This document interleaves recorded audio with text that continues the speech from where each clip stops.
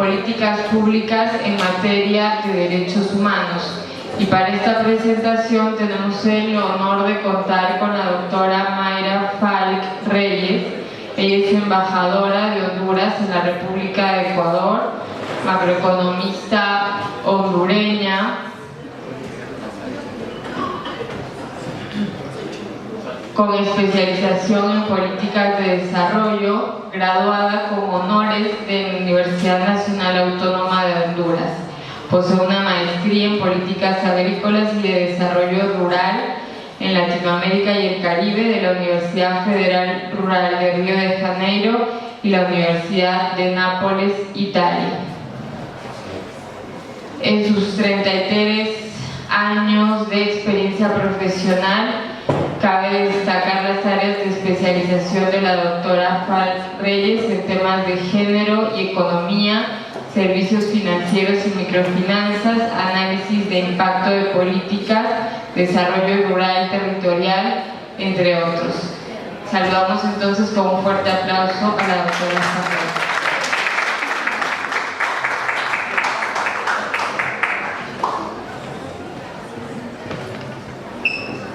Buen día a todas y a todos, me alegra estar por aquí.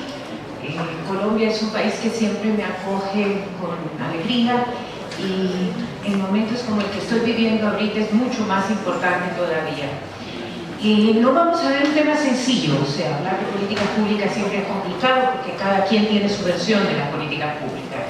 Pero vamos a intentar desarrollar aprendizaje significativo durante la reunión.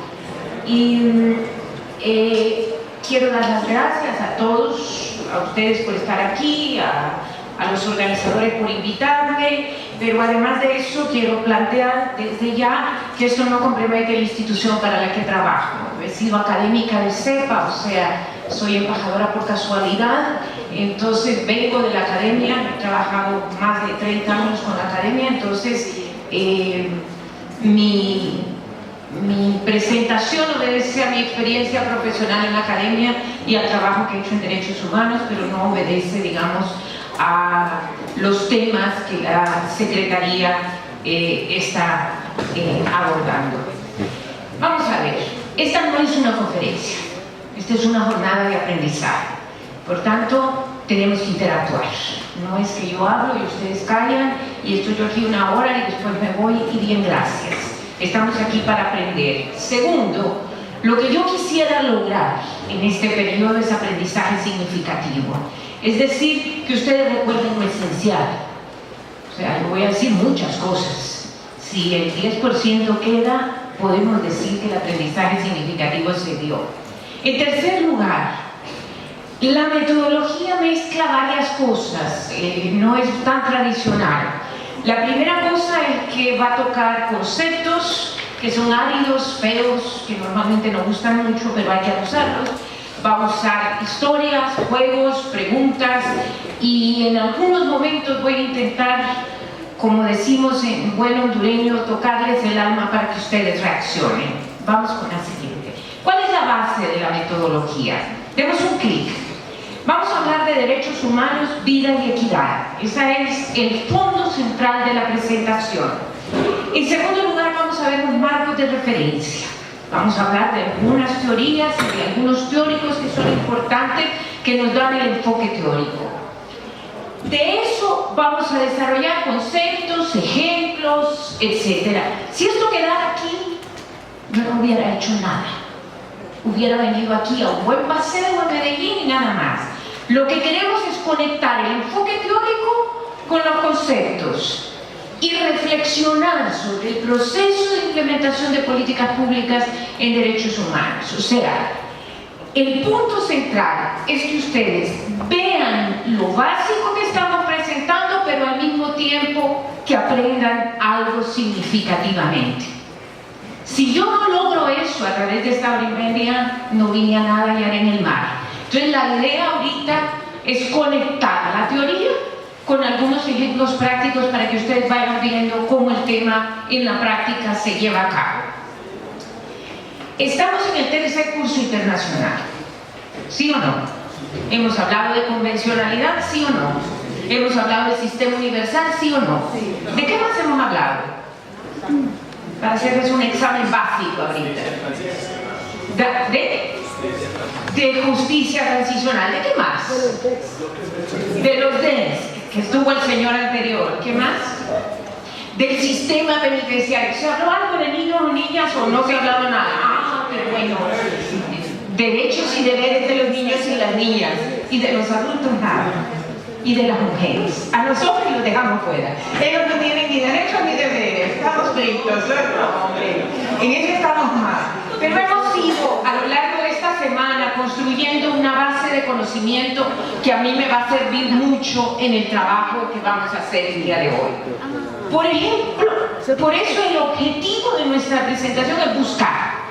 Vamos a estar a través de la presentación buscando preguntas, temas, conceptos, propuestas, formas de armonizar las intervenciones. Vamos a estar buscando. Entonces yo necesito que ustedes busquen detrás de la filmina, porque copiarlas es fácil. Incluso yo dejo la presentación aquí y es de ustedes para el resto de la vida.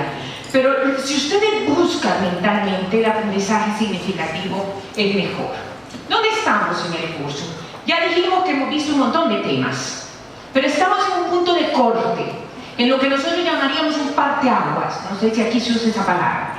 Un lugar donde se cortan las aguas, y vamos a arrancar con el tema de políticas públicas, que es un tema que realmente no es fácil de transitar en él. Y ese tema va a comenzar con un conjunto de preguntas motivadoras que buscan tocarles el alma y ver cómo ustedes reaccionan. Quiero ver rostros para ver cómo reaccionan, dale un clic, para ver cómo reaccionan a estas preguntas motivadoras. Estas preguntas motivadoras tienen que ver con personas, porque los derechos humanos tienen que ver con las personas. Los derechos humanos no tienen que ver con la teoría. La teoría sirve, pero tienen que ver con las personas, con esas miradas que encontramos ahí, que son miradas que nos están diciendo ansiosamente, ¿saben qué? Necesitamos cambiar. Y por eso, primera pregunta, déjala ahí. No, dale para atrás. ¿Cuántas hay? 4. ¿Cuántas hay desde allá? 3. ¿3? ¿Segura? Sí, 3. A ver, los del medio. 4.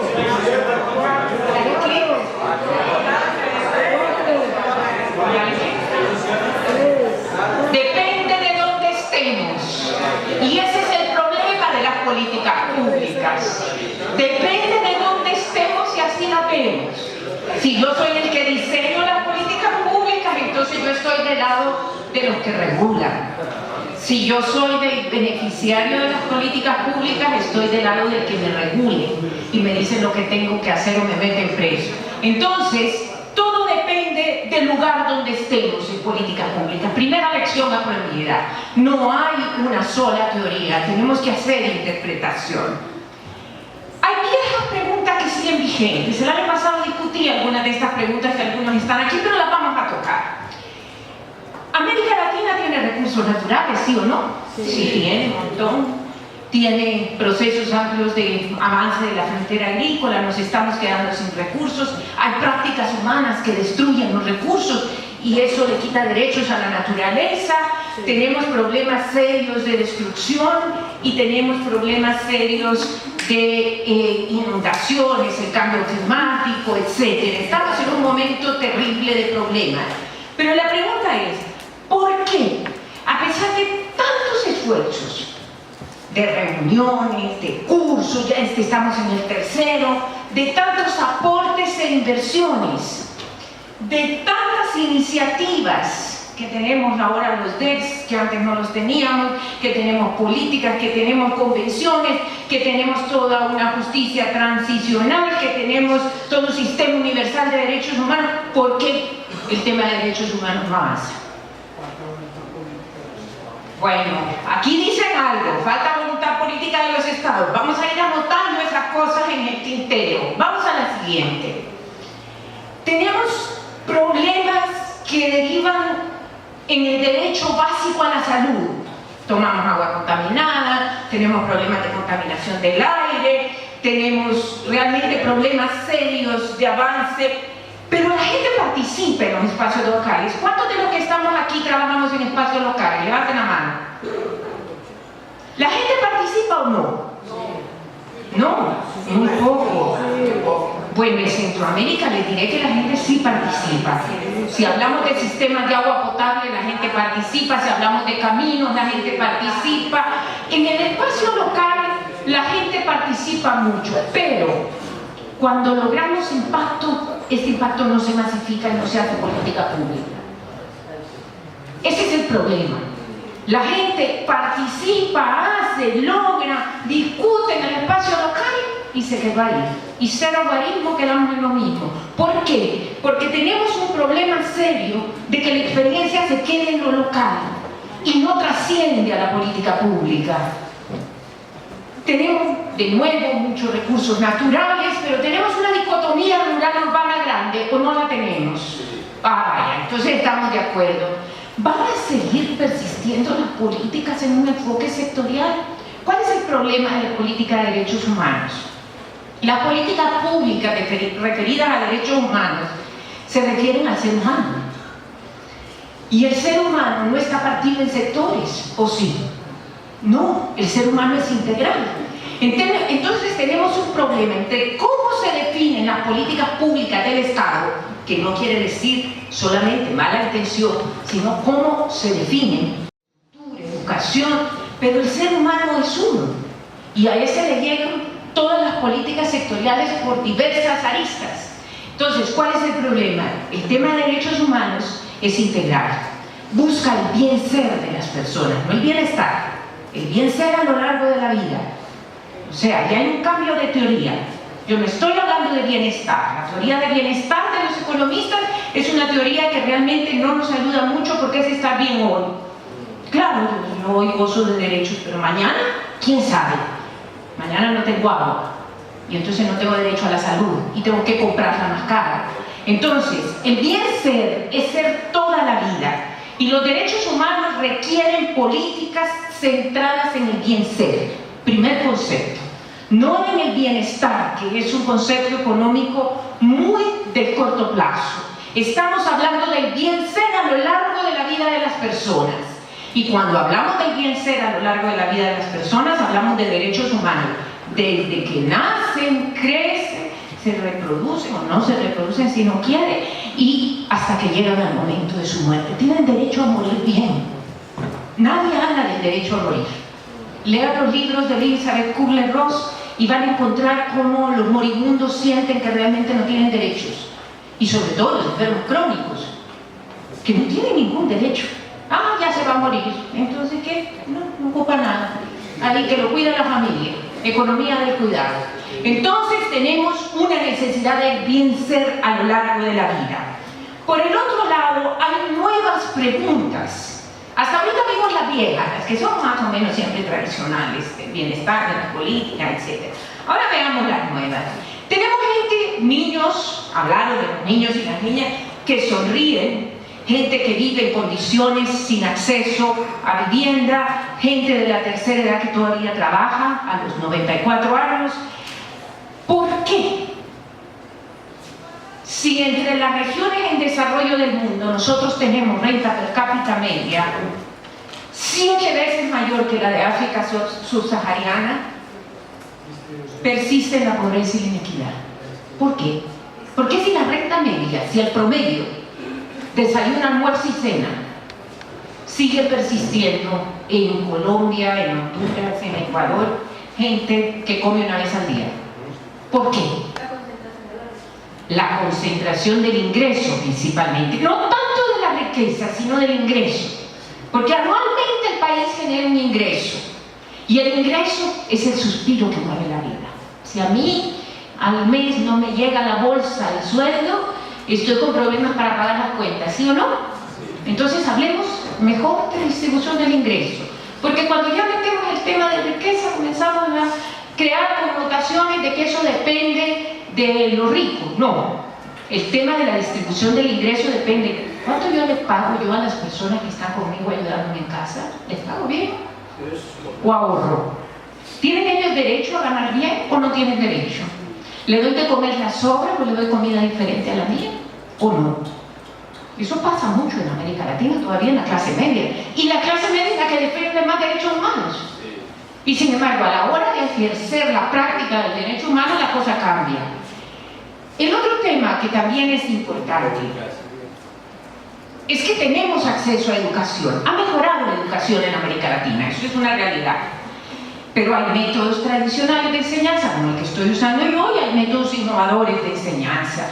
La gente especial acude a la escuela. Pero esta niña, que la presenté el año pasado también, esta niña, la conocí yo a los 13 años.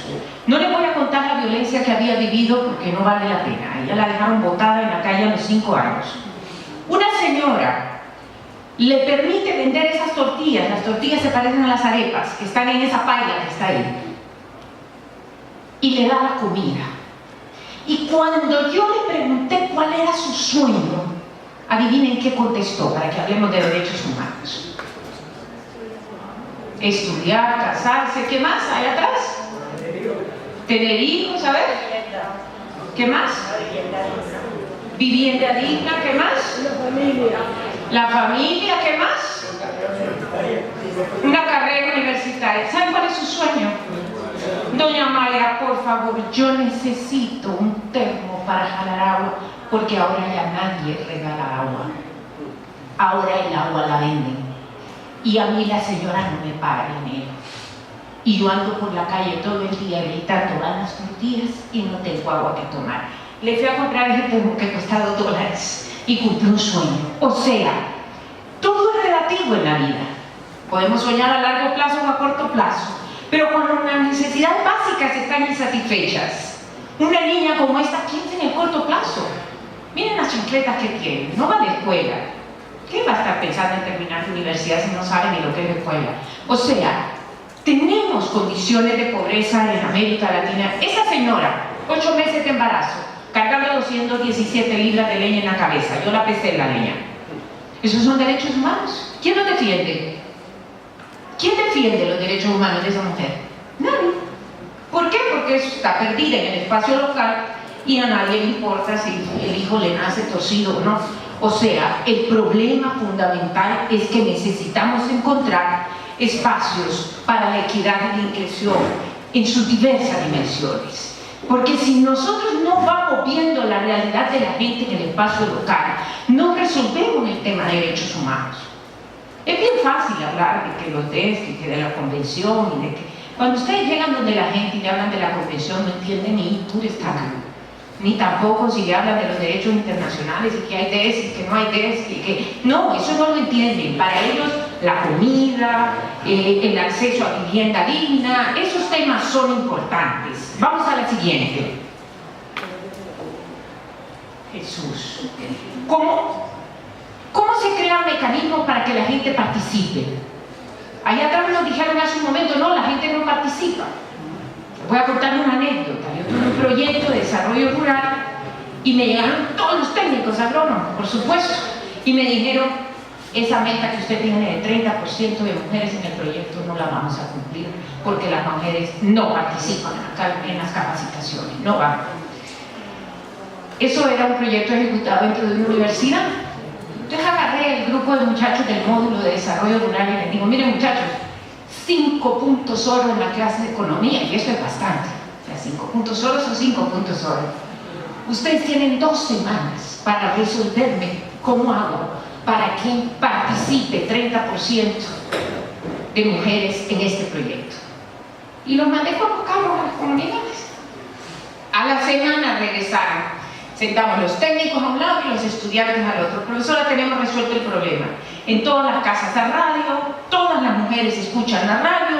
Nosotros proponemos que sea una radionovela para que todas las mujeres puedan entender el tema de la crisis del agua, el manejo de cuencas, y llegamos directamente al hogar y después solo hacemos unos grupos focales y ya tenemos el 30% de participación. 45% de participación tuvimos con una radionovela. ¿Por qué? Porque para la gente del mundo rural es muy difícil salir a capacitaciones porque tienen el cuidado de los críos a mano, los maridos son celosos, no sé si aquí es igual, pero en Honduras los rurales son bien celosos. Entonces, ¿a qué van? A la iglesia y a los velorios. Entonces, el resto del tiempo es en la casa. Entonces, ese es un punto importante. Tenemos entonces un mundo y un espacio en el cual las dicotomías urbanos-rurales también reflejan realidades diferentes. Pero ¿cómo relacionamos la pobreza, los derechos humanos, la distribución del ingreso y las políticas públicas? Eso es lo que vamos a hacer en lo que resta del tiempo. Ok, vamos a jugar. Dale clic. Vamos a jugar naipes. Y los naipes los vamos a jugar así. Primero, dale clic. Vamos a hablar del tema de políticas públicas. Es el primer naipe. Vamos a hablar de pobreza, inequidad y calidad de vida. Tercer naipe. Vamos a hablar de derechos humanos. Y eso nos va a permitir ver cómo los conceptos se relacionan con la práctica. Y es un juego de naipes sencillo. Vamos a tirar las cartas, una tras otra. Tiramos la primera carta, un as de corazones. Vamos a hablar del tema de políticas públicas como mecanismo para hacer que los derechos humanos funcionen. Y aquí vemos, para y no sigas. No, dale para atrás. ¿Qué diferencia hay? No sé si atrás lo logran ver, me disculpo si no se ven bien los rostros, entre los ojos de abajo y los ojos de arriba. La luz. Pero, quitarle la luz de allá. Ninguna. ¿Qué diferencia se ve entre los ojos de arriba y los ojos de abajo? Abajo son niños y arriba son adultos. Los de abajo son bien alegres. No, por el contrario. ¿Y los de arriba? Necesito que me apaguen la luz con rapidez porque si no, no avanza eso.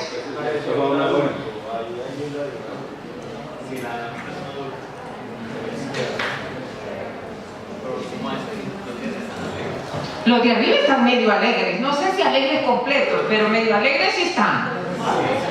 Normales, medio alegres, satisfechos, bien comidos, con la barriga llena, con el corazón contento. Ok. Tenemos 3 Ds. Hay una dicotomía entre lo que piensa la gente que está en la base y lo que piensa la gente que está definiendo políticas. Los ojos de arriba todos son personas que definen políticas. Todos son ojos de gente que define políticas. Los de abajo son gente que recibe el impacto de las políticas. Entonces hay dicotomía, desencuentro y diferencias. Primera cosa importante, no es lo mismo lo que yo interpreto de la política que lo que hacen los que definen la política. Dale. Ok, ¿qué son las políticas? Hay un economista que en 1993 ganó el premio Nobel, se llama Douglas North. North escribió un libro basado en el juego de fútbol y dijo que las políticas son las reglas del juego de una sociedad. Ojo, no dijo son las leyes, no dijo son los reglamentos, no dijo son los decretos, dijo son las reglas del juego de una sociedad. Y pueden ser reglas formales, como una ley, o reglas informales, que son aquellas que acepta la sociedad como dadas y que no necesitamos cuestionarlas. La gente tiene que andar vestida. ¿En qué constitución dice que la gente tiene que andar vestida? Podríamos andar desnudos. O sea, es una regla informal, pero todos andamos vestidos. Y nos ponemos bonitos para que los demás nos digan que andamos bonitos, además. Porque nos gusta que nos digan que andamos bonitos. Pero no es una regla escrita. ¿Quién dice que las mujeres deben usar tacones y los hombres no? A ver, ¿dónde está escrito? Y sin embargo, a algunas mujeres les gusta usar tacones. Aquí veo a una ya cruzando la pierna y se le ve el tacón. Yo, por ejemplo, no puedo usar tacones, pero bueno, hay gente que sí los usa. Entonces, hay reglas informales y hay reglas formales. Normalmente las políticas vienen del ámbito gubernamental, como las vemos nosotros normalmente, y se ve como un contrato social. Sin embargo, el problema de las políticas es que sus resultados son volátiles, se pueden esfumar en 5 minutos. Pongo un ejemplo. ¿Existen aquí transferencias condicionadas para los pobres o no? ¿No? ¿No hay transferencias condicionadas para los pobres? ¿No se dan bonos aquí? Esto se llama transferencias condicionadas, para que se aprendan el lenguaje bien, porque si no, entonces nunca van a entender en el espacio local. Hay transferencias condicionadas. Yo le doy un bono porque tiene, no sé, sus hijos van a la escuela. No sé si aquí existen, en Honduras existe. Pero bueno, hay bonos que se dan, ¿sí o no? Para algunos, claro, los bonos son para ciertos segmentos. Claro, perfecto, estamos de acuerdo. Pero en eso se devalúa la moneda. Aquel bono vale un cuarto de lo que valía antes. O sea, el efecto de las políticas es volátil, porque lo que hace una política con una mano lo deshace la otra política con otra. O sea, las políticas no tienen coherencia interna, no están bien articuladas. Y ese es el problema de los dilemas de los que definen política. Porque los que definen política dicen, espérate, vamos despacio, uno en uno, dale para atrás. ¿Busco rentabilidad o busco reducir la pobreza? ¿Busco rentabilidad o busco reducir la pobreza? Entonces el ministro de Economía dice rentabilidad y el ministro de Desarrollo Social dice reducir la pobreza. Entonces las políticas entran en contradicción. Porque mientras yo reduzco la pobreza por un lado, el otro le pone impuestos por el otro y les quita lo poquito que yo les doy. Siguiente. ¿Me concentro en exportar café y todos los productos colombianos o me concentro en atender el mercado interno? Entonces apoyo a los exportadores y les doy incentivos y les doy beneficios o me quedo con ellos.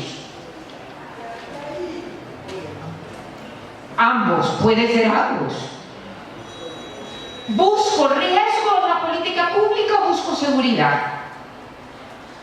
Que la política pública sea efectiva, que tenga el dinero para toda la vida. ¿Busco, por un lado, enfoque macro o me voy a los territorios y a lo local? No, solo voy a hacer políticas nacionales. ¿Para qué lo local? A lo local que lo resuelvan lo que están trabajando en lo local y ellos que vean cómo hacen. Siguiente. Busco mover cadenas de valor o unidades productivas. Fíjense que este es uno de los dilemas más importantes. Cuando yo apoyo unidades productivas, consigo votos. ¿Verdad? Porque me voy donde el campesino y le doy un bono de fertilizante y consigo el voto del campesino.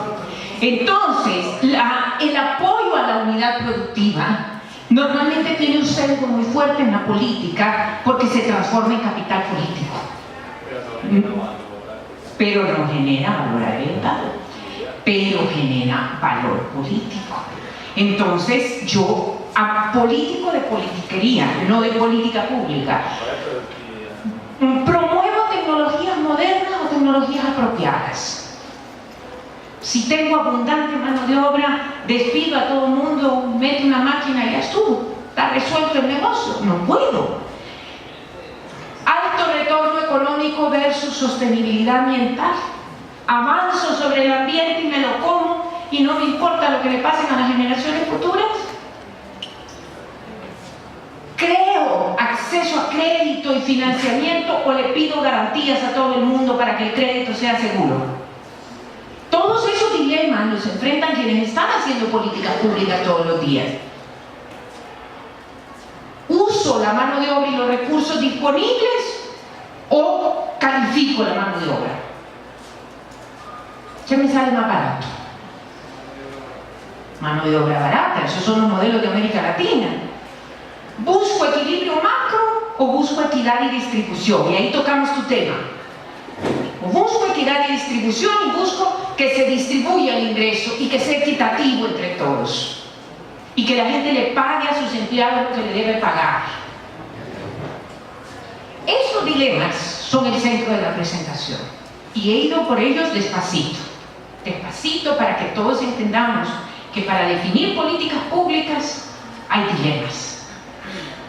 Yo no me puedo sentar, y es fácil criticar, yo no me puedo sentar a definir políticas públicas tan fácilmente si no entiendo estos dilemas, porque lo voy a vivir, sea en el espacio local, sea en el espacio meso, sea en el espacio nacional. Esas dicotomías van a existir. O busco presión política, porque yo puedo emitir una política que sea que todos estén felices, pero puedo emitir una política donde hay una presión. Ayer vi algunas reacciones en torno a algunas decisiones que andan circulando sobre el tema de la paz en Colombia y se nota, hay reacciones de presión. Y eso a veces no conviene para el que está definiendo políticas públicas. Por tanto, hay que discutir el marco de políticas públicas y al mismo tiempo ver qué pasa en el entorno local con la política pública para lograr el bien ser. Vuelvo a repetir, el bienestar no es el objetivo de la política pública en derechos humanos, es el bien ser a lo largo de la vida, desde que se nace hasta que se muere. Ok, ¿cuál es el énfasis que deben tener las políticas públicas? ¿Dale? En los años 60, dale clic, había un énfasis en el Estado y los sectores productivos. En los años 70 transitamos al Estado y los sectores sociales y vinieron los movimientos de reforma agraria, de distribución de ingresos, etc. En los 80 todo era mercado, ¿se acuerdan? El mercado era el que disponía todo, y entre los 90 y los 2000 hemos vuelto al centro, al ser humano. Y por eso las políticas de derechos humanos se han vuelto importantes. Si nos hubiéramos ido a los 60 o a los 30 o a los 40, el tema de derechos humanos ni le tocaba. Pero en este momento que el ser humano es el objetivo de la política de derechos humanos es importante. ¿Y cuáles son las bases para que esa política sea incluyente? Primero, necesitamos un motor de crecimiento. Segundo, necesitamos institucionalidad. Tercero, necesitamos un proyecto nacional con amplio consenso, que es el que están construyendo ustedes ahorita con el tema de los procesos de paz. Y cuarto, necesitamos una política social incluyente. Miren que la política social la pongo de última, no porque sea menos importante, sino porque no puede haber redistribución si no se crece. O sea, ¿cómo hago redistribución yo si el pastel es chiquito? Lo parto en pedazos más pequeños, o sea, no hay vuelta de hoja. Yo tengo que hacer crecer la torta del pastel. Y si no hago crecer la torta del pastel como un motor de crecimiento de alta calidad, que no quiere decir moderno, quiere decir de alta calidad, entonces no avanzamos. Pero por otro lado, tiene que haber una relación entre lo humano y la política pública, entre lo que yo quiero individualmente y lo que la política pública en derechos humanos, vamos a hacer el análisis, quiere. Y vamos a ver una matriz rápidamente, que es la segunda parte central de la presentación. Dale clic. Ok. La política pública tiene una misión, tiene una visión y tiene unos valores intrínsecos. Están adentro de la política pública. Yo tengo mi mente, mi corazón y mi espíritu. O sea, yo soy un ser humano común y corriente. Soy un ser humano que siente, que quiere que su familia esté bien, que quiere que sus hijos no estén enfermos, que quiere tener un ingreso digno, etc. Entonces, ¿cómo logro yo la sinergia para que lo que quiere la política pública se encase conmigo? Y ese ha sido el gran error en el diseño de la política pública, que no le preguntan a los individuos qué tipo de política quieren. Entonces se crean políticas que regulan para castigar, no para regular el comportamiento. Entonces las cárceles no ajustan, ¿verdad? Entonces, o para motivar. Pero lo que necesitamos nosotros son políticas que entiendan el individuo y puedan generar una entrega, una productividad y ser mejor en la mente de la persona, que busquen en el corazón realización, retorno, diferencias en el producto y que busquen en el espíritu compasión, sostenibilidad y hacer la diferencia. Ustedes van a decirme ¿Y por qué toca temas como compasión si está hablando de políticas públicas?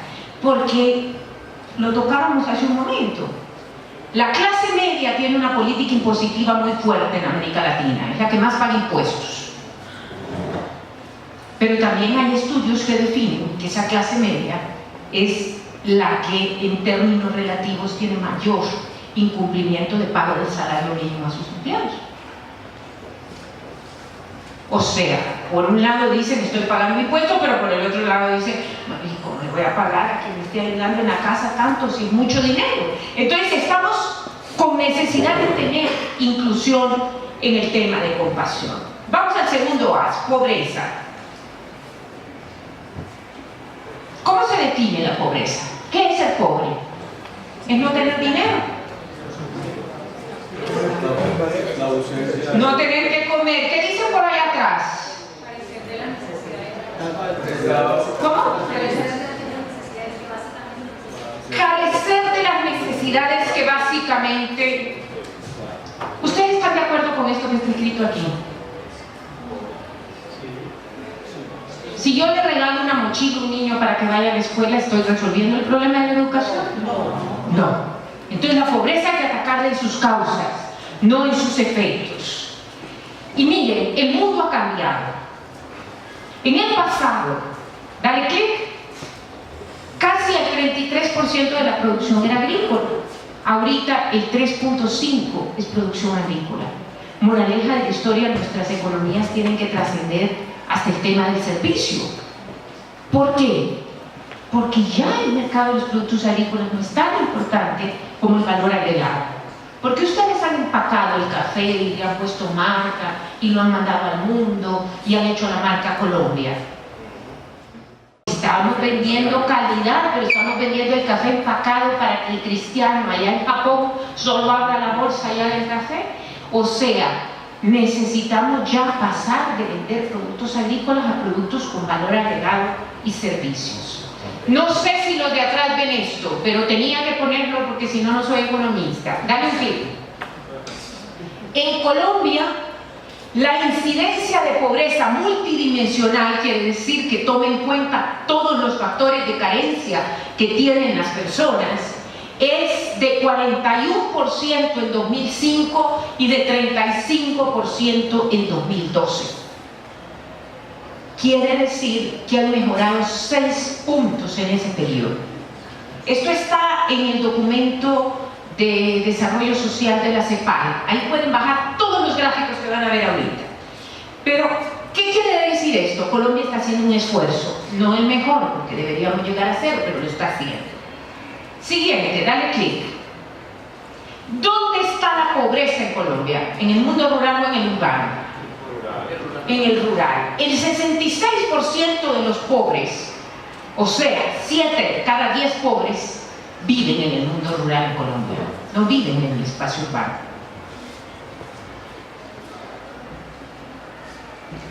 Quiere decir que cuando hablamos de carencia, de necesidades básicas, estamos hablando principalmente en Colombia del mundo rural. Siguiente. Este es el gráfico más horrible que la CEPAL haya hecho, pero dale clic. Esas rayitas verticales de arriba representan el 30%. ¿A qué se debe la pobreza? En un 30% se debe al ingreso y en un 12% a la mala calidad de la educación. Entonces, ¿cómo explico yo que hayan 7 por cada 10 pobres en el mundo rural? Porque tienen los rurales menos ingresos y menos calidad de educación. Entonces, ¿cómo logro yo que incrementen el ingreso si tienen menos ingresos y menos calidad de educación? Hago un círculo vicioso para atrás y los estoy cada vez hundiendo más.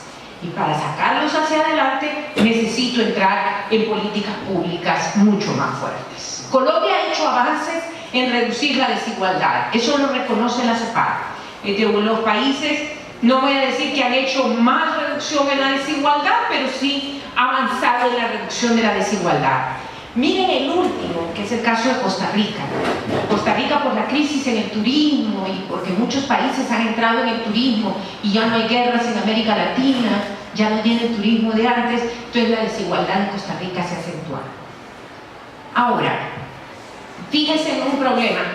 Me disculpo porque este dato es del 2009, pero no hay otro gráfico. Dale clic.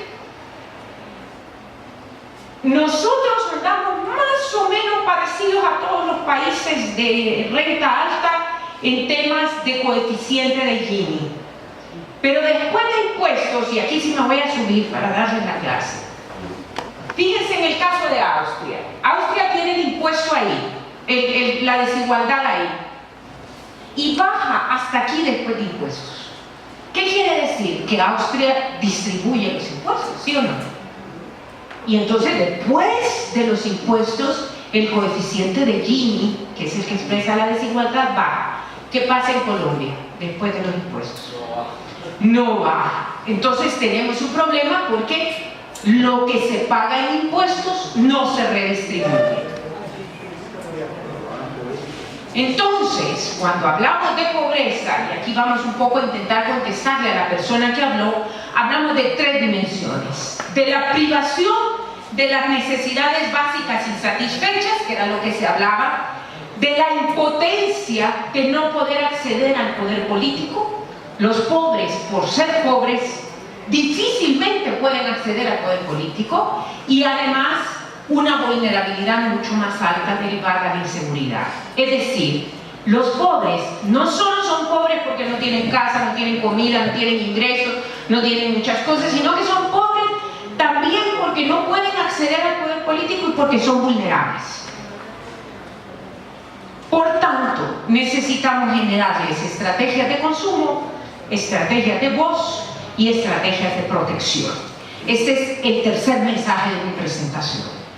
Vimos el primero, espérate un momento que le están tomando fotos. Vimos el primero, que eran los dilemas de política.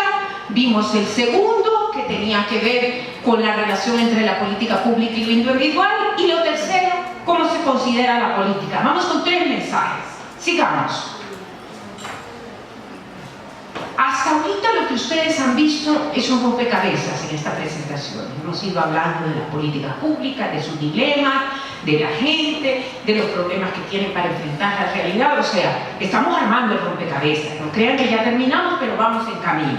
Y ese camino nos lleva a un pensamiento de Ernesto Sábato, que dice: milagros son ellos, milagros que los hombres y mujeres, porque él no usaba el término, no conocía de la equidad, creo yo, no renuncian a sus valores cuando el sueldo no les alcanza para dar de comer a su familia. Milagro es que el amor permanezca y que todavía corran los ríos cuando hemos talado los árboles de la tierra.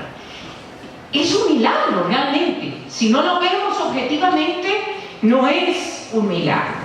Entonces, yo ocupo políticas públicas que reduzcan la pobreza. ¿Por qué? Porque 7 de cada 10 pobres en Colombia están ¿dónde? En el campo, en el mundo rural. Entonces necesito reformas económicas, políticas para la satisfacción de las necesidades básicas.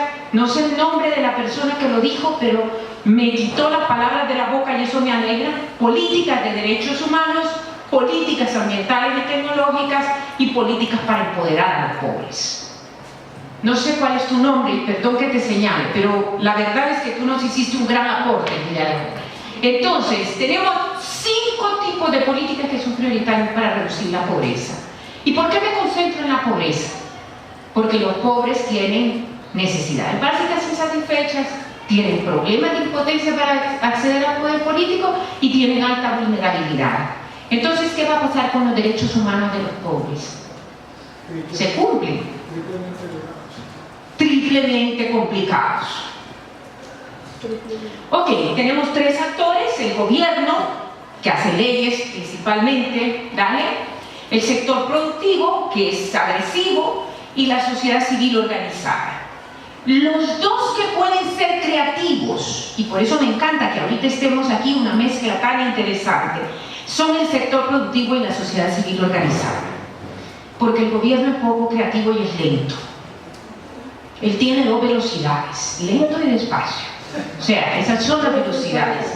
Porque uno llega a hacer el trámite, y vuelva más tarde. Y haga, y vuelva a llenar el formulario. Y, bueno, entonces, los innovadores están en aquel lado. Vamos ahora al terceras, los derechos humanos. Vamos a terminar el juego rápido. Los derechos humanos en el marco de la realidad tienen algunas connotaciones. Primero, incluyen casi todo lo que tiene que ver con el bien ser. No son asuntos de comisionados ni de jueces, son un asunto de todos. Y el gran problema es que no nos hemos formado todos para el pleno ejercicio de los derechos humanos en ciudadanía.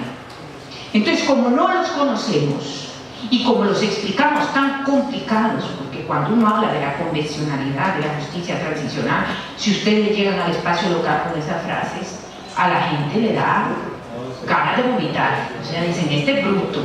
Entonces, para que no nos digan brutos, uno tiene que pasar el lenguaje de derechos humanos a un espacio de la realidad donde las cosas sean mucho más factibles de llevar. Alguien dijo, la gente no participa. Entonces ahí hay que hacer un análisis de por qué no participan, de por qué están en ese estado de realidad, por qué las personas no participan. Y además, la aplicación varía según el lugar.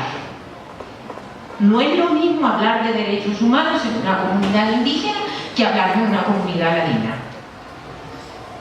No es lo mismo de hablar de derecho de acceso al financiamiento, que es un DESC, en una comunidad indígena donde el tema monetario es bien delicado, que hablarlo en una comunidad campesina donde hasta apuestan $200.000 para jugar gallos. O sea, estamos variando en el contexto. Rebecca Greenspan dice que los derechos humanos tienen que ver con la cohesión social. Si los actores que trabajan en el espacio local no logran cohesión social, no hay ejercicio de derechos humanos. O sea, el que trabaja en el espacio local, lo primero que tiene que trabajar es la cohesión social para que todos entiendan que son derechos humanos. Cuarto mensaje. Y la cohesión tiene el tema de inclusión social. Yo llamo a todos a que participen. No excluyo a la gente. Digamos, ese tema de hacer cursos para mujeres separados para hombres, eso ya está fuera del esquema. Porque la equidad y la inclusión tienen que ver con la igualdad de oportunidades y derechos. Y cuando yo hablo de igualdad de oportunidades y derechos, hablo de hombres y mujeres, no solo de mujeres. Que los hombres han tenido más acceso al poder que las mujeres. Puede ser que las mujeres no hayamos hecho el ejercicio del poder y necesitemos formación para ejercer el poder de mejor manera. Pero eso es importante. La dimensión subjetiva tiene que ver con el individuo. Cómo percibe el individuo, cómo se percibe él para tener cohesión social. Y estas dos están correlacionadas. Entonces, uno de los factores más importantes para que los derechos humanos sean efectivos, eficientes, aplicables y se lleven a la práctica es que en el espacio local exista cohesión social. Si no existe cohesión social y los grupos de presión y de poder son muchos, la posibilidad de lograr el ejercicio de los derechos humanos se vuelve una pelea, porque se vuelve una lucha por el cumplimiento de los derechos humanos. Vamos al último as, justicia. Los derechos humanos tienen que ver mucho con el tema de justicia. ¿Y la justicia es cuestión de legalidad o de derechos? Pregunta. Vamos a ver ahí atrás, que conteste alguno de atrás. ¿Es cuestión de legalidad o de derechos? En la práctica es de legalidad. En el concepto estricto sensu es de derechos. ¿Por qué? Porque yo tengo derecho a que la justicia sea equitativa conmigo. En ingresos, en acceso a necesidades básicas insatisfechas, en reducción de la vulnerabilidad, etc. Pero hay objetividad y subjetividad. Hay mucha codicia en el tema de la justicia. Ahí se vuelve complicado y en el espacio local mucho más. ¿Cuál es la premisa? La justicia normalmente se relaciona con el marco legal y no con los valores. Entonces yo necesito encontrar también un nexo con los valores, porque a veces las personas actúan de cierta manera porque lo necesitan. La corrupción es algo a considerar en el tema de justicia. En Honduras lo estamos viendo de una manera impresionante. Y tercero, hay que preguntarse si uno está haciendo lo correcto y lo que está bien. Eso es posiblemente uno de los temas más importantes en la justicia. Y no importa que nosotros no seamos operadores de justicia, pero en lo que hagamos tenemos que tener un enfoque de justicia. Y yo les recomiendo ese libro más maravilloso sobre el tema de justicia. La presentación queda con ustedes, pero se llama El relato de ética, opciones y éxito de un conejo muy grande. Es maravilloso ese libro. Y habla sobre el tema de justicia de una manera, pero maravillosa. Ahora integremos los conceptos. Ya vamos a terminar. Ya los dejo de aburrir porque algunos están con una cara de aburrimiento que me tiene a mí tensa. Dale. Vamos a integrar una visión holística del tema. Primero, hemos visto tres temas: pobreza, políticas públicas y justicia. Esos fueron nuestros tres haces, ¿sí? Miren que este gráfico va a ser un poquito complejo, pero es necesario que lo veamos para que veamos la integralidad de la presentación. Segundo, la pobreza tiene que pasar de ser una condición a tener una visión integral, ¿sí o no? Eso fue lo que dijimos. Y para eso hablamos de dos cosas: de cohesión social y de sentido de pertenencia. Y entonces vamos entrando al tema de que no solo son las necesidades básicas insatisfechas. Segundo, dijimos que la política debe pasar de ser sectorial y macro a tener un desarrollo inclusivo, donde los derechos humanos sean el foco central, porque el ser humano es el centro de la política. Vimos un grafiquito donde dijimos que íbamos hacia el centro. Dijimos que deben haber diseño apropiado de políticas y una institucionalidad que funcione, formal o informal. Siguiente, la justicia puede ser normativa o distributiva, que es el tema que tú tocabas. Y para eso necesitamos estructura institucional y gobierno de las instituciones, o sea, gobernanza de las instituciones. Y finalmente, eso nos permite tener una visión holística del bien ser. Les doy chance de que tomen la fotografía. Hace 20 años que yo daba clase, nadie podía tomar fotografías a mis presentaciones. Es otra forma de ver el mundo. Ok, esta es la visión de lo que hemos hecho hasta ahorita. Ahora veamos un poquito más adelante qué tenemos que hacer. Me imagino que todos ustedes trabajan en la operación de los derechos humanos, no me equivoco, la mayoría. Trabajan en el espacio local, en la alcaldía, en varios lugares. Ok. Fíjense bien. Aquí vamos con el quinto mensaje. Y yo sé que va a ser duro. Esto es lo que más me cuesta explicar en cualquier clase que yo dé de macro. Y les tengo que dar un curso de macro en 2 minutos. Así que concéntrense. Tenemos un contexto de vulnerabilidad. No se cumplen los derechos humanos. ¿Estamos claros o no estamos claros ahí? Ok. Contamos con un conjunto de capitales: capital social, capital político, capital financiero, capital ambiental, capital hídrico y capital físico. Eso lo tiene Colombia, en diversas magnitudes cada quien, pero contamos con él. Y esos capitales, ojo, interactúan con las políticas y las instituciones. ¿Y qué es lo que han hecho a lo largo del tiempo? En vez de mejorar las cosas, dale clic, han empeorado el contexto. Y las políticas han ido haciéndonos más pobres, que se cumplan menos los derechos humanos, que tengamos un problema complejo. ¿Y dónde podemos hacer que ese marco cambie? Creando nuevas modalidades. ¿Y cómo se crean las modalidades? Incluyendo en las políticas incentivos apropiados. Regular comportamiento. ¿Sí o no?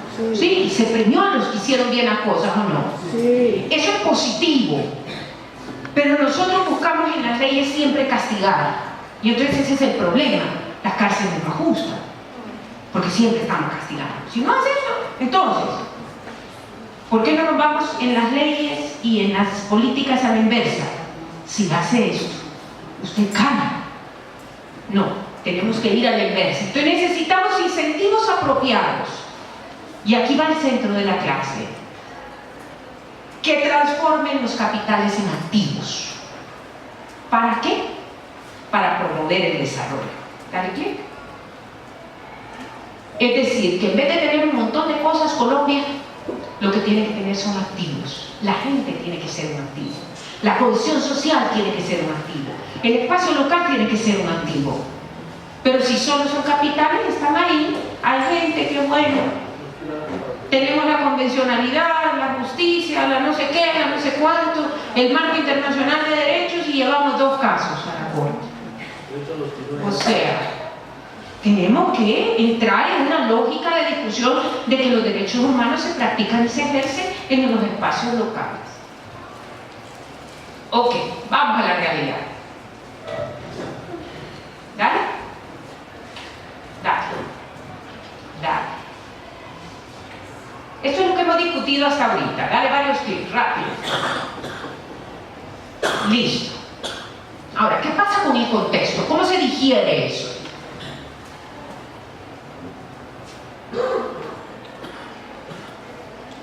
A ver, no describo. ¿Quién se come la pechuga del pollo en una casa rural en Colombia? ¿Ah? El papá. Dale clic ahora. Dale clic y clic. ¿Qué pasaría si hiciéramos eso? Si le diéramos al niño la pechuga y al padre el pescuezo. Rompemos una norma informal, porque formalmente el hombre necesita comer mejor para trabajar. Esa es la política informal en la distribución del ingreso en el hogar. El hombre regresa cansado del campo y tiene que descansar. La mujer tiene triple jornada, pero el hombre tiene que descansar. Entonces, necesitamos realmente entender que las políticas son informales o formales. Y esta es una política informal. Uno parte el pollo instintivamente. Yo se lo digo de corazón, yo soy la 4ª hija. Y a mí me encanta el cacaste, o sea, esta parte de aquí de la gallina.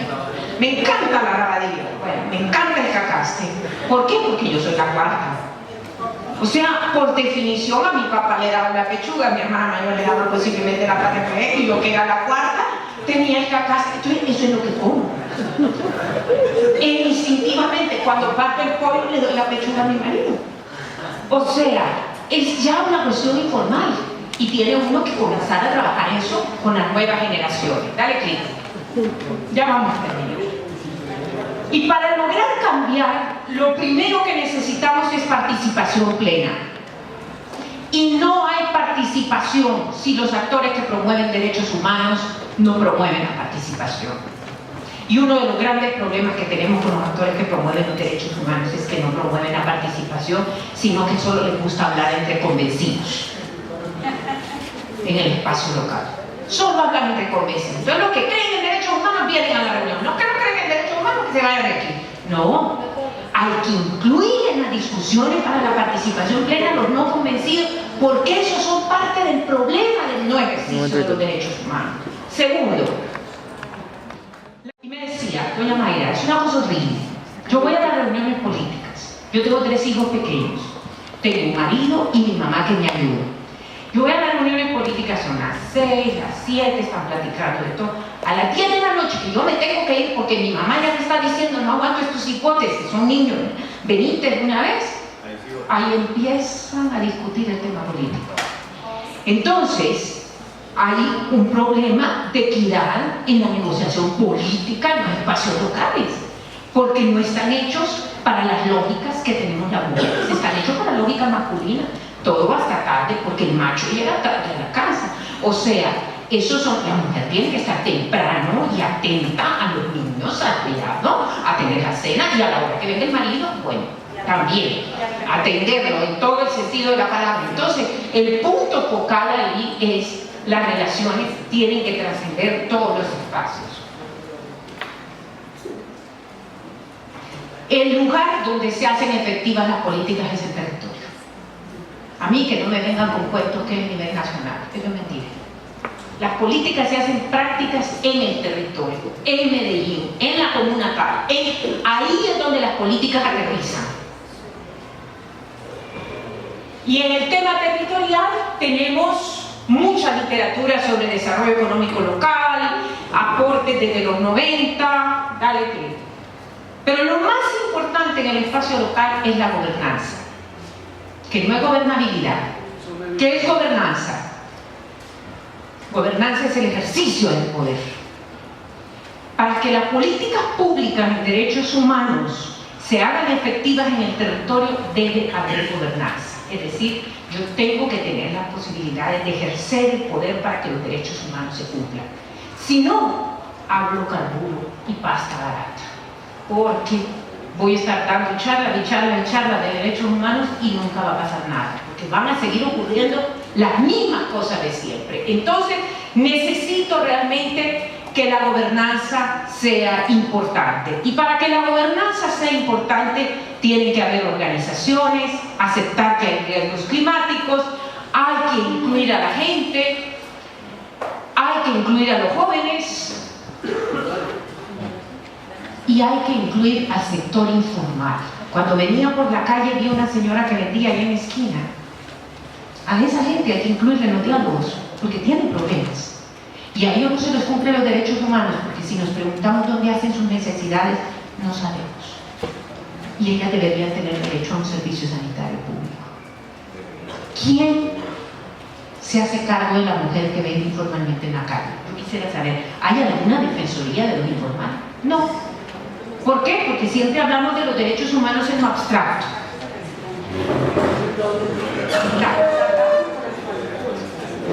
Bueno, aquí hay varios temas que por tiempo no voy a discutir, pero que ya hemos hablado durante toda la presentación. Dale clic. Ahora vamos cerrando. Estas son las 5 conclusiones de la presentación. Primera, las políticas públicas en derechos humanos se deben centrar en los territorios. Ahí tienen que hacerse efectivas y eficientes. En el territorio, sea urbano o sea rural. Espérate, vamos despacio. Segundo, dale clic. Quiere decir que si yo tengo un espacio local, no quiere decir que yo solamente defino la política en lo local, sino que eso tiene que conectarse con los otros niveles. O sea, el territorio forma parte de la nación, no es que cada territorio es autónomo, no. Eso es la costa atlántica de Nicaragua, que sí es autónoma. Pero en el caso de nuestros territorios responden a una estructura administrativa. Pero es en el territorio donde yo hago eficaz la política. Segundo planteamiento. Las políticas deben ser incluyentes. Yo tengo que traer a la gente a la mesa. ¿A través de qué? De incentivos apropiados. Ya vimos que los incentivos hacen que los capitales se transformen en activos. Y para que sean incluyentes tienen que incluir los jóvenes, la familia, la comunidad, la sociedad, a todo el mundo. No me dejen por fuera a los jóvenes que tienen mucho que decirnos.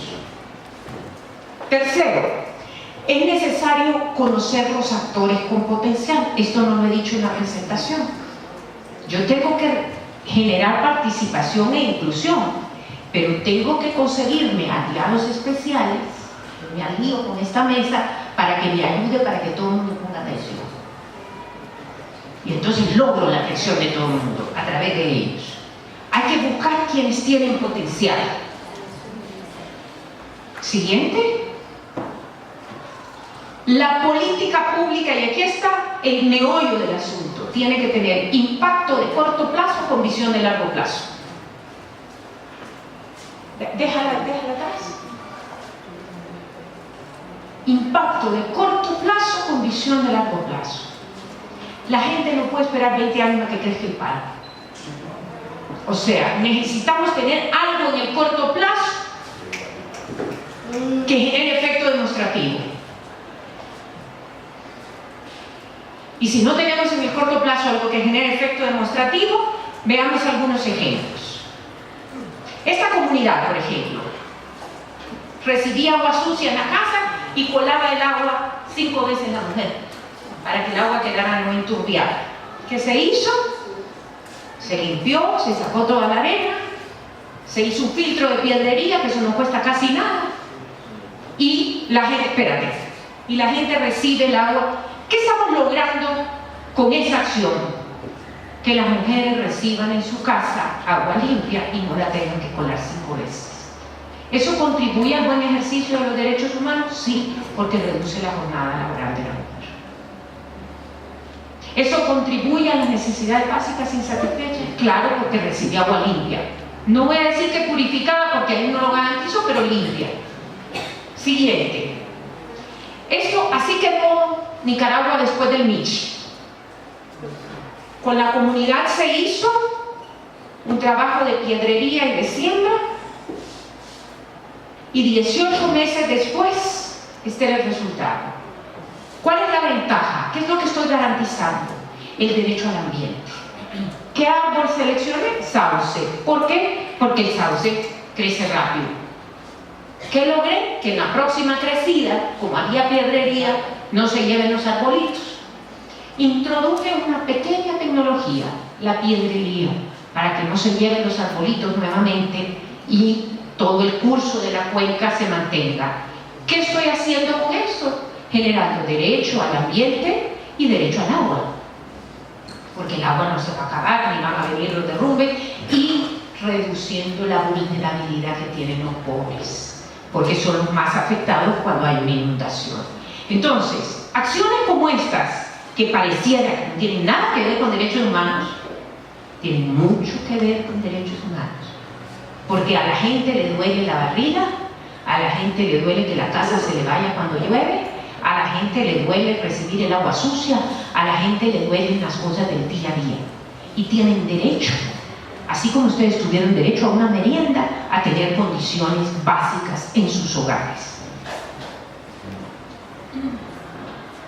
Quinto, hay que desarrollar nuevas formas de hacer las cosas. Miren, a mí me pone de mal humor Honduras que convocan a una reunión y le dicen en la reunión: nos vemos en la escuela. Ahí va a ser la reunión, en la escuelita del pueblo. Y los pupitres son chiquitos, las señoras que han ganado un poco de peso no caben en las sillas, la reunión dura 3 horas, aquello es un horno. O sea, tenemos que acoplarnos a las realidades en las cuales estamos. Si es una zona caliente, por ejemplo, debemos hacer las capacitaciones al aire libre. ¿Por qué tenemos que meter a la gente dentro de un lugar que parece horno de microondas? ¿Por qué? Ellos tienen derecho al espacio libre porque viven en los espacios libres todo el día. Se acuestan en la hamaca en la parte de afuera de la casa. Ellos no pasan adentro de la casa, duermen dentro de la casa. Sin embargo, yo los ensarto dentro de la escuela en un pupitre en el que no cabe, y ahí les doy la capacitación en derechos humanos. Salen de ahí y odian los derechos humanos. O sea, tengo que encontrar los espacios apropiados para hacer una capacitación donde yo transmita el mensaje y el conocimiento. Y tengo que promover que la gente sonría. Miren, no hay cosa más triste que ver un grupo de gente como ustedes sonriendo. O sea, eso mata a cualquiera. Tienen que sonreír, ¿no? Necesitamos que sonrían. Porque los derechos humanos no son cosas de tristeza, los derechos humanos son cosas de alegría, son cosas de estar bien. Al final, si termino a tiempo, les cuento el chiste de Lorito. Vamos. Conclusiones. Hay avance en los análisis. ¡Qué bueno! La realidad exige incorporar lo formal y lo informal. Las políticas son formales e informales. Para garantizar la inclusión necesito entender el territorio, ¿sí o no? Sí, perfecto, estamos todos de acuerdo. La construcción colectiva de conocimiento es importante. ¿Hemos hecho construcción colectiva en esta reunión? Bueno, sí, vale, qué bueno. Los enfoques territorial y educativo contribuyen a formar ciudadanía. tenemos dimensión ecosocial, dimensión ética, dimensión discrecional, que hacen coherente la política para que se perciba bien. Voy a poner un ejemplo. Hago una política en el espacio local de acceso a agua. Tiene una dimensión económica porque la mujer va a tener agua en la casa. Tiene una dimensión ética porque estoy llevándole agua limpia a la gente. Y tiene una dimensión discrecional porque si yo pongo agua en las casas voy a tener votos para reelegirme si soy alcalde en el próximo gobierno. O sea, hay discreción en la política también, pero esa política es coherente y se percibe coherentemente porque llega el agua limpia a la casa. Eso para ponerles un ejemplo. Ok, antes de terminar, todavía hay tiempo. Entonces vamos a contar, ¿qué prefieren, el barbero o el orito? El orito. Llama el patrono a la hacienda y le dice, tenemos muchas preguntas. Jesús. Llama el patrono a la hacienda y le dice, a ver Pedro, novedades. Pues patrón, el lorito se murió. ¿Cómo que el loro se murió si los loros viven hasta que se mueren? No, patrón, pues iba subiendo, trepaba ahí por las cortinas y lo agarró el foco, lo agarró el fuego y se murió quemadito, quemadito, quemadito, quemadito. ¿Cómo que no hay novedades si se quemaron las cortinas? ¿Cómo se quemaron las cortinas? Pues patrón, estábamos en la vela de su mamá y sus dos hermanas y fíjese que las cortinas se volaron, las candelas y agarró fuego las cortinas y entonces el lorito se murió. Se murieron mi mamá y mis dos hermanas y me decís que no hay novedades, muchacho. Sí, patrón. ¿Y por qué se murieron? Pues patrón, a sus hermanas las llamaron del centro de salud y ellas agarraron el carro. Yo les dije que yo no. Te he dicho que no agarren el carro, me arruinaron el carro. Ay, patrón, la fuimos a hallar en un quinto abajo que se veía de minutos. Y entonces su mamá cuando la vio, ay, no más. Pero salió barato el velorio, porque las tres de un solo entierro, una sola llorona, un solo todo, patrón. ¿Me podés decir por qué mis hermanas fueron al pueblo solas en el carro? Ay, patrón, es que se acuerda que cuando usted vino la vez pasada le hicieron aquel examen del SIDA, pues dicen que había salido positivo y entonces ellas iban bien preocupadas si se muere, hombre, le da el infarto ahí. Y agarra el teléfono a la mujer y le dice, Pedro, ¿qué le dijiste a mi marido que se acaba de morir? Ay, pues si hubiera sabido no le hubiera dicho que se había muerto el loro. Vamos. Ok.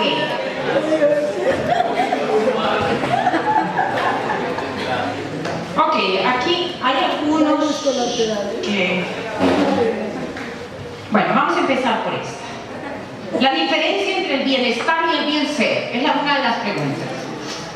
El bienestar es una teoría económica, la teoría del bienestar la pueden estudiar, los que hayan estudiado economía, si hay aquí, las estudiaron por tiempos, tiene que ver con el estar hoy.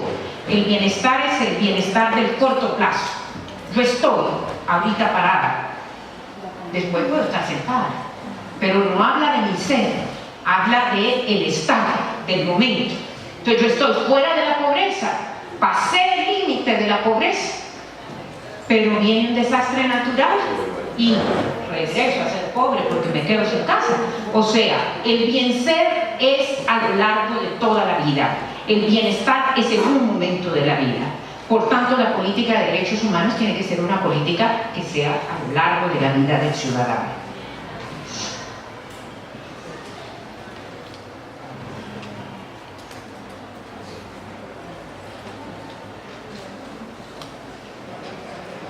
¿Cómo hacemos incidencia a través de la participación?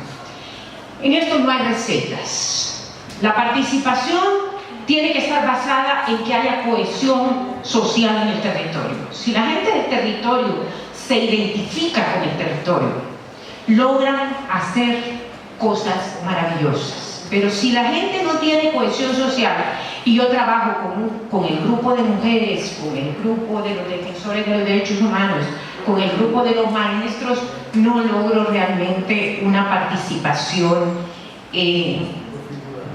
integral. ¿Cuál es la diferencia entre políticas públicas y políticas de gobierno? Las políticas públicas pueden ser formales o informales. Las formales son las que define el gobierno.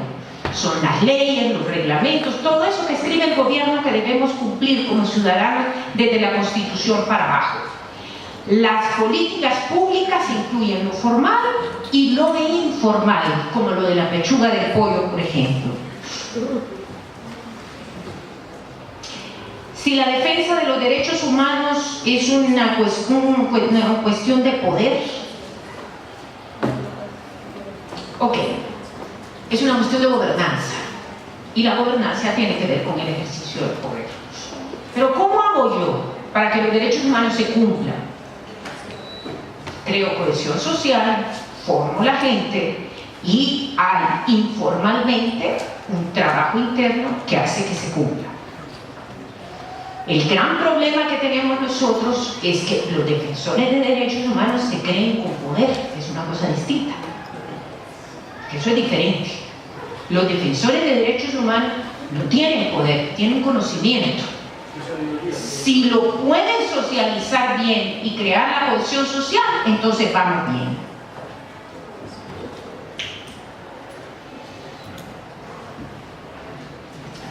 Bueno, aquí me piden que haga un acápite sobre las negociaciones en La Habana. Yo lo único que les puedo decir es que yo no puedo intervenir en las políticas de Estado de aquí, pero lo que uno ve de fuera es que sí hay un proceso de paz avanzando que está requiriendo negociaciones de política. Hasta ahí me quedo.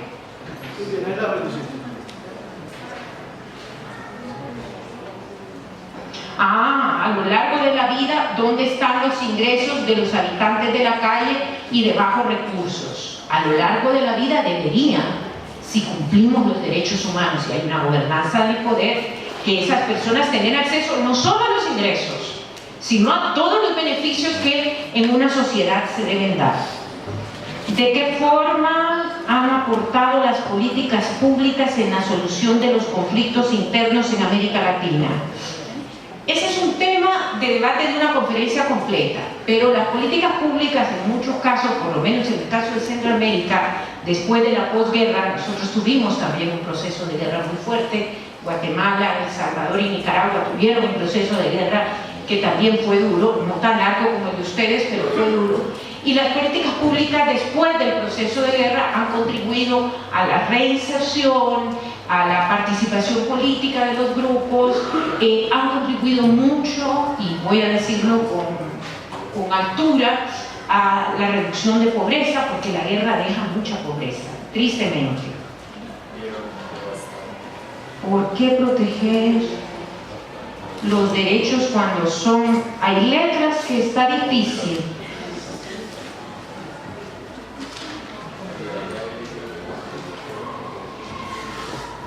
Dios. ¿Por qué proteger los derechos cuando son... y su violación trae perjuicios en vez de propagarlo siempre? El problema de los derechos humanos es que requieren siempre estarlos recordando. Eso es como los papás, uno los recuerda aunque sean feos. O sea, los derechos humanos hay que recordarlos siempre, siempre, siempre, siempre, siempre. ¿Por qué? Porque los derechos humanos están en todo. Si ustedes ven una política económica, ahí hay derechos humanos. Si ustedes ven una política social, ahí hay derechos humanos. Si ustedes ven una política, cualquier política que vean está ahí. Ahora, aquí me preguntan, ¿por qué proteger los derechos si son vulnerados? Hay que protegerlos por eso mismo, porque están en todo, y como están en todo requieren que tengamos muchísima atención. Esas son las preguntas que recibimos de parte del público, y yo quiero hacer una reflexión final para ustedes que son personas que están promoviendo los derechos humanos. Uno puede hacer poco o uno puede hacer mucho, pero lo que haga tiene que hacerlo, y hacerlo para bien. Y por tanto, es importante que un conocimiento limitado que actúa vale infinitamente más que un gran saber perezoso. Ustedes pueden saber mucho de derechos humanos, Pero si ese conocimiento no actúa, no sirve absolutamente para nada. Entonces, necesitamos que el conocimiento que ustedes tienen se aplique a la realidad, porque eso vale infinitamente más que escribir 4 o 5 o 20 textos en derechos humanos que finalmente van a estar en un librero y nadie lo va a leer. Entonces, necesitamos que el conocimiento que ustedes tienen actúen para que los derechos humanos se hagan una realidad en nuestra sociedad. ¿Vale? Muchas gracias a todos.